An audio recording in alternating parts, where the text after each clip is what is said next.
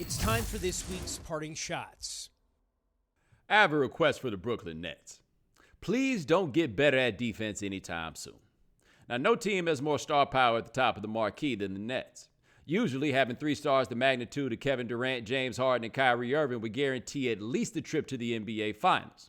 But the Nets are one of the worst defensive teams in history, making every team they play look like they've got Durant, Harden, and Irving. Here's why I don't want them to play defense. Because this team is so much fun. Durant and Irving are 2 of the most fun players to watch ever. Harden wasn't that much fun in Houston, but now that he's more of a playmaker, he's more entertaining. And since Harden got to town, it's pretty much a guarantee one team or another will score 120 points. There are lots of close games. It's great theater. But the biggest reason it's great theater, star players facing adversity is something we love about sports. The Miami Big Three was more interesting than the Curry-Durant Warriors, mostly because we saw the Heat struggle to figure it out. They took early losses, and whoo, those were crowd pleasers. Anything could happen when the Nets play. They could beat the Bucks and Clippers or lose to the Wizards or Pistons.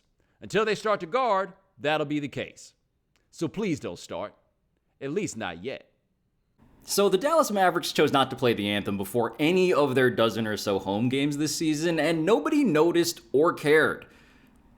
Until the internet did, at which point NBA Commissioner Adam Silver had to come out and say, actually, we must play the anthem before every single NBA game by rule.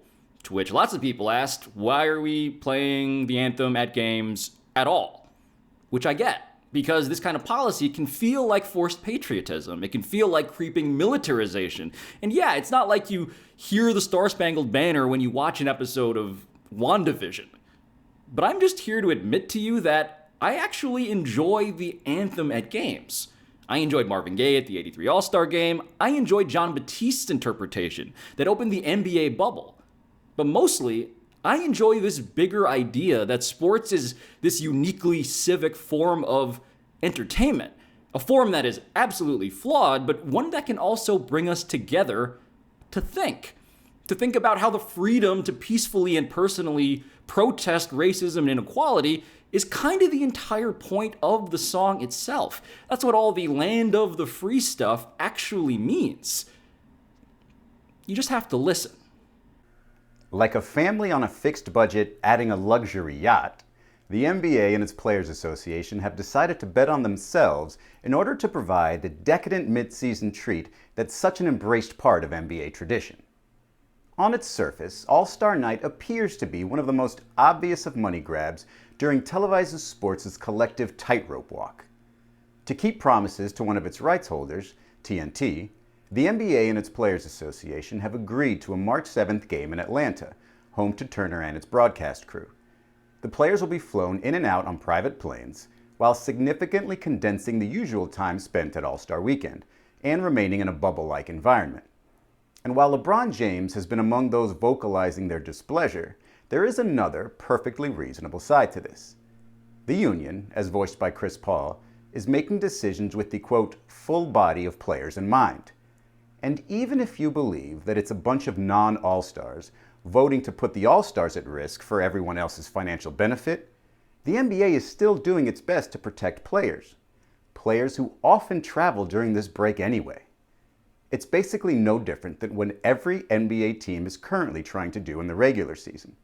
In fact, it's probably safer. If you argue it's unnecessary, so is everything else we're doing here. There are so many ways to contemplate Super Bowl 55 and Tom Brady's win for the ages and aged. How about this? The day before the game, the great Charles Woodson was selected for enshrinement in the Pro Football Hall of Fame in his first year of eligibility, which means he's been retired for 5 years. Woodson had a long and glorious career in the NFL, including this, and he'll be enshrined in the Hall this summer, at which time Tom Brady will be in training camp. Brady and Woodson, college teammates, born just 10 months apart. In my book, there's only one 40-something who compares to Brady, George Foreman. Big George was nearly 46 when he reclaimed the heavyweight championship, a mere 20 years, nearly to the day after losing it to Muhammad Ali, wearing, incidentally, the same trunks in both fights.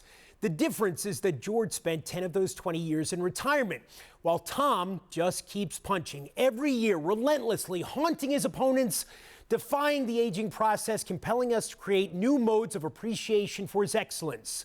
We all laughed about the possibility of Brady playing until he was 47.